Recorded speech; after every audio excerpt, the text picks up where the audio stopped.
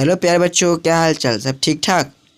तो आज हम लोगों का विज्ञान से जो चैप्टर है वो उसका नाम है दहन और ज्वाला। ठीक है, तो बहुत ही बेहतरीन ढंग से हम लोग इसको समझेंगे। दहन क्या होता है, ज्वाला क्या होता है, इसका हम लोग का जो दैनिक जीवन में क्या प्रयोग है, क्या उपयोग है, सारे बातों का आज हम ध्यान से समझ लेंगे। ठीक है, चलिए हमें एक बात बताइए पहले। अगर हम कहेंगे चलो ये आग लगाओ, ठीक है, कहीं कहीं जलाओ, ठीक है, किसी चीज़ जलाओ, तो हाँ ठीक है सर जलाते हैं। ठीक है, तो जलाने के लिए पहले आपको क्या चीज़ ज़रूरी है, हम पूछेंगे जलाने के लिए क्या आवश्यक है, तो आप बोलिए सर माचिस ज़रूरी है। ठीक है, या कोई बोलेगा सर लाइटर ज़रूरी है, तो कोई बोलेगा सर मम्मी जब खाना बनाएगी ना तो उस समय हम वहाँ से आग ले आएंगे चूल्हा में से निकाल के और यहाँ जला लेंगे। ठीक है, तो यह सब बात सही है, ठीक है, सही है, तुम लोगों का नाम भी सही है। बट हम कहते हैं यह चीज़ ज़रूरी नहीं होता है, इसके लिए कुछ नियम होते हैं, कुछ शर्तें होते हैं, वो तुम लोगों को पता रहना बहुत ही ज़्यादा आवश्यक है। तो आज इसी को हम लोग बढ़िया तरह से समझेंगे और क्लियर करते चलेंगे, हर चीज़ को बारीकी समझेंगे। चलिए, तो पहला टॉपिक हम लोगों का क्या है यहाँ पे, दाह्य पदार्थ। क्या है? दाह्य पदार्थ। समझते हैं सर ये दाह्य पदार्थ होता क्या है। देखिए, जो पदार्थ जलता है उसे हम दाह्य पदार्थ कहते हैं। जो पदार्थ माने पदार्थ किसे कहते हैं सर जी, तो कोई वस्तु होता है ना, वस्तु जो सामान, कोई भी सामान जलेगा उसे हम बोलते हैं दाह्य पदार्थ। जैसे में कपड़ा जानते हैं ना, पुआल, पुआल मतलब पोरा, जैसे धान का पोरा होता है ना, गेहूँ का पोरा, उसी तरह पुआल। कागज़, कागज़ जानते ही होंगे। तो ये सब क्या है, दाह्य पदार्थ। इसका एक और नाम है ज्वलनशील। क्या नाम है? ज्वलनशील। तो पूछेगा दाह्य पदार्थ या ज्वलनशील पदार्थ तो दोनों एक ही है, याद कर लीजिएगा सर, दाह्य पदार्थ और ज्वलनशील पदार्थ दोनों एक है। जैसे कि मान लो कोई एक आदमी है सोहन, उसका एक और नाम है कालू। जैसे कालू बोलता है, ऐसे घर पे नाम है, क्या नाम है? घर पे। और स्कूल नाम है क्या? सोहन। दो नाम होगा ना। उसी तरह दाह्य पदार्थ और ज्वलनशील पदार्थ दोनों एक ही नाम है। बात समझ में आया? अब अगला टॉपिक हम लोग का क्या है, ये हम लोगों का अदाह्य पदार्थ। देखिए, अदाह्य पदार्थ, तो जो पदार्थ नहीं जलता है उसे हम अदाह्य पदार्थ करते हैं। जिसमें दवा की खोली, कोई बर्तन, ये सब क्या हुआ, अदाह्य पदार्थ। माने कि हम इसको कितना भी जलाने की कोशिश करें लेकिन जलेगा नहीं। ठीक है, तो इसे हम बोलते हैं अदाह्य पदार्थ। और इसका एक और नाम है अज्वलनशील पदार्थ। क्या नाम है? अज्वलनशील पदार्थ। ठीक है, तो अच्छा मान लीजिए आप कह रहे थे उस समय सर माचिस ले आएंगे तो जला देंगे। अच्छा बताइए, माचिस से हम जलाएंगे अगर कोई बर्तन को, जलेगा नहीं? कैसे अंदर माचिस छोटा होता है, तो माने खूब माचिस जलाओ, खूब जलाओ, खूब जलाओ, खूब जलाओ, लगभग 100 पैकेट जला दो माचिस को। ठीक है, क्या बर्तन में आग धरेगा? नहीं धरेगा। भले ही गर्म हो जाएगा, हीट हो जाएगा, फूट सकता है, पिघल सकता है, लेकिन वह जलेगा नहीं। ठीक है, तो याद बात समझ में आया? हाँ, कोई पदार्थ को जलने के लिए उसका दाह्य पदार्थ या ज्वलनशील होना बहुत ज़्यादा आवश्यक होता है। ठीक है, चलिए आगे समझते हैं हम लोगों को दहन की आवश्यकता एवं शर्तें। पहला क्या होना चाहिए, ज्वलनशील पदार्थ का होना जरूरी है। माचिस का होना जरूरी नहीं है, इससे जरूरी नहीं है। ठीक है, ज्वलनशील पदार्थ का होना जरूरी है, क्योंकि हम माचिस से जैसे कि मान लीजिए माचिस से थोड़ी आग लग सकता है, या तो लाइटर से भी लग सकता है, या मम्मी जहाँ खाना आती है वहाँ पे जो चूल्हा होता है वहाँ से हम आग लेके फिर भी लगा सकते हैं। तो वो मायने रखता है ऐसा किससे हम आग धराते हैं, वो जरूरी नहीं है। मायने ये रखता है सो ज्वलनशील पदार्थ होना यह जरूरी है, आवश्यक है। क्या है? आवश्यक है। हाँ, ज्वलनशील पदार्थ का होना आवश्यक है, दाह्य पदार्थ का होना आवश्यक है, क्योंकि वो रह भी नहीं करेगा तो आग कितना भी लगाते रहेंगे वो लगेगा नहीं? लगेगा सर। ठीक है, आगे देखिए, ज्वलन ताप तक पहुंचना। ये क्या नया बात है? ज्वलन ताप, ज्वलन ताप क्या था? जैसे कभी कभी ध्यान देंगे हाँ, लकड़ी जब हम जलाते हैं, लकड़ी को जलाते हैं, ठीक है, तो वह थोड़ा लेट से जलता है। अगर वहीं पर हम कोई कागज़ को जलाते हैं, तो वह जल्दी जल जाता है ना। और वहीं कहीं पेट्रोल को जलाते हैं तो वह और भी ज़्यादा जल्दी जलता है। क्यों?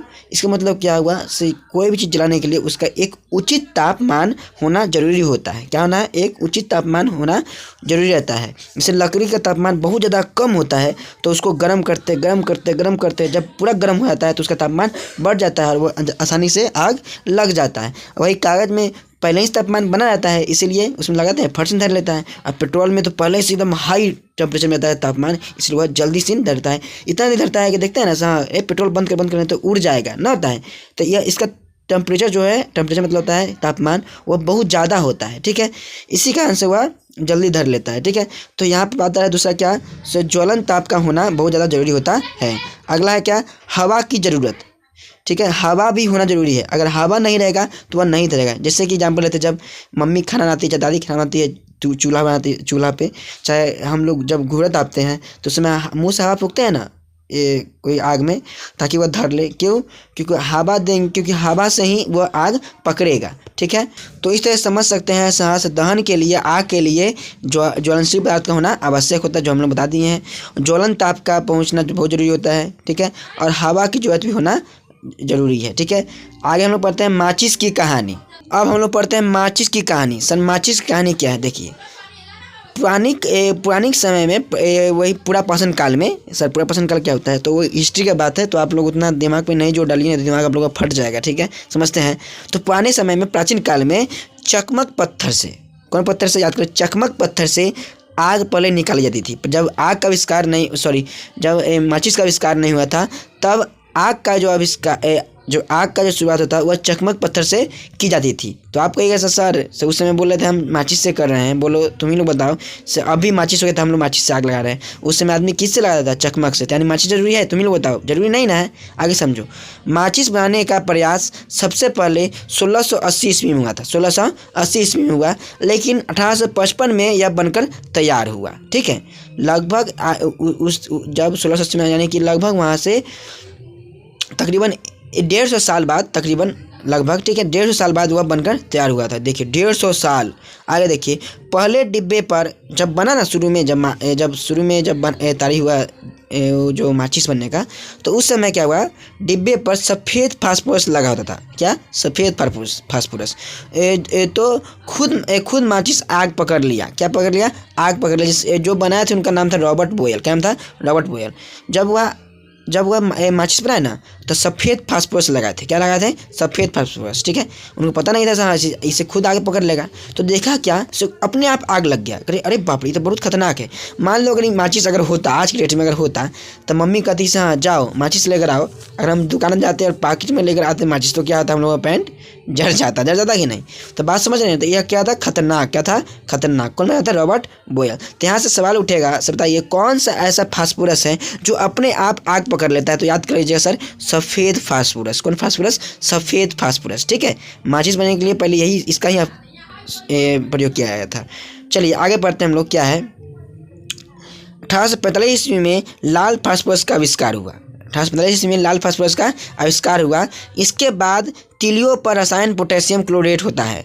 जब माचिस हम लोग जब जलाते हैं, तो माचिस के देखते हैं तिल्ली जो होता है, तिल्ली, इस पर जो मसल्ला होता है यहाँ पे, उसका नाम है, याद कर लीजिएगा, रसायन पोटेशियम क्लोरेट। रसायन पोटेशियम क्लोरेट। और जो माचिस का जो डिब्बी होता है, और डिब्बी के देखिए इधर वाला भाग में और इधर वाला भाग में कुछ लाइन काला लाल होता है ना, कुछ डिजाइन होता लिखा होता है, गोल बुनकर उनका। ठीक है, तो उसको हम बोलते हैं लाल फास्फोरस। जब इन दोनों का आपस में रगड़ा जाता है, तब जाके आग उत्पन्न होता है। ठीक है, तो यह सेफ था। जब रगड़ाएगा नहीं तो आग निकलेगा नहीं, तो ये अच्छा था। तो उसी दिन से हम लोग माचिस का आविष्कार को ध्यान से पढ़ते हैं और समझते हैं। तो इस तरह से माचिस का आविष्कार हुआ था। चलिए आगे समझते हैं हम लोग मोमबत्ती की कहानी। मोमबत्ती की कहानी क्या है? देखिए, माइकल फैराडे एक महान वैज्ञानिक थे। माइकल फैराडे ने एक बहुत बड़े वैज्ञानिक थे, जो आग के क्षेत्र में बहुत ज़्यादा आगे बढ़े थे, जिन्होंने 1860 ईस्वी में मोमबत्ती के इतिहास को बताया था। मोमबत्ती के बारे में बताया था। उन्होंने यह भी बताया कि 1860 ईस्वी में उन्होंने लोगों को मोमबत्ती का इतिहास बताया। आगे देखिए, उन्होंने बताया क्या, मोमबत्ती हाइड्रोकार्बन है। कौन कार्बन है? हाइड्रोकार्बन। यह आप लोगों को ऑब्जेक्टिव पूछा जाएगा, मोमबत्ती क्या है? तो मोमबत्ती एक हाइड्रोकार्बन है, जो हाइड्रोजन, किससे? हाइड्रोजन और कार्बन से मिलकर बनता है। ठीक है, याद करिए, मोमबत्ती किससे मिलकर बनता है सर जी? तो हाइड्रोजन और कार्बन से मिलकर बनता है। ठीक है, आगे देखते हैं। जलने के बाद कार्बन डाइऑक्साइड निकलता है। जलने के बाद क्या निकलता है? इसमें से कार्बन डाइऑक्साइड। तो याद कर लीजिए, कोई पदार्थ अगर जलता है तो उसके बाद क्या निकलता है? तो कार्बन डाइऑक्साइड, जिसको हम बोलते हैं एक और नाम CO2। क्या बोलते हैं? CO2। दोनों एक ही चीज़ का नाम है, कार्बन डाइऑक्साइड और CO2। यहाँ पे मैं आग का फिगर बनाया हूँ ताकि आप लोग इसको ध्यान से समझिए। देखिए यहाँ पे, देखिए ये आग का जो लौ होता है ना, इस टाइप के है ना। तो ये जो बाहरी भाग होता है इसको बोलते हैं बाह्य भाग, और ये जो मध्य भाग है इसको बोलते हैं मध्य भाग, और ये जो बीच वाला भाग है सबसे बीच में, इसको बोलते हैं आंतरिक भाग। तो सबसे ज़्यादा गर्म जो होता है आग का, वो होता है बाहरी भाग, और उससे थोड़ा ठंडा होता है मध्य भाग, और सबसे ज़्यादा ठंडा होता है आंतरिक भाग, जहाँ से आग निकलना शुरू करता है। ठीक है, आगे देखते हैं आग पर नियंत्रण के उपाय। आग पर नियंत्रण के उपाय, ठीक है। देखिए पानी कंबल मिट्टी को हम जब आग पर डालते हैं तो वह आग और हवा के संपर्क को तोड़ देता है, जिससे आग बुझ जाती है। सच समझ नहीं है, बढ़िया से बताइए। जैसे देखो आग कहीं लगा, वहाँ पानी डालते हैं ना, क्यों डालते हैं?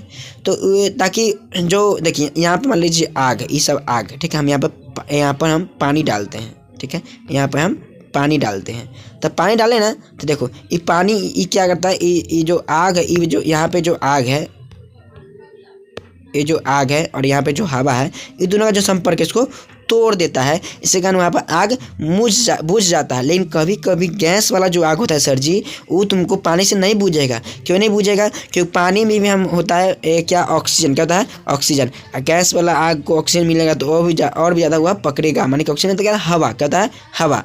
तो उस समय वहाँ पे बालू क्या फेंका जाता है, बालू या मिट्टी फेंका जाता है, ताकि उससे ऑक्सीजन नहीं मिले और वह आग क्या हो जाए, बंद हो जाए। ठीक है। किसी आदमी को अगर आग लग जाता है देह में, तो हम लोग कंबल उड़ा देते हैं, ताकि उसको जो आग है और उसका जो हवा है, उन दोनों का जो क्रिया है, माने कि जो दोनों जो संपर्क है वह टूट जाए और आग बुझ जाता है। ठीक है। इस तरह समझिएगा तो आप लोग बढ़िया समझ में आएगा। ठीक है। आगे बढ़ते हैं हम लोग दहन। हम शुरू में नहीं बताते दहन क्या होता है। दहन को हम लोग समझते हैं बड़े प्यारे तरीके से। सो दहन क्या है, बड़ा अच्छा टॉपिक है, समझते हैं।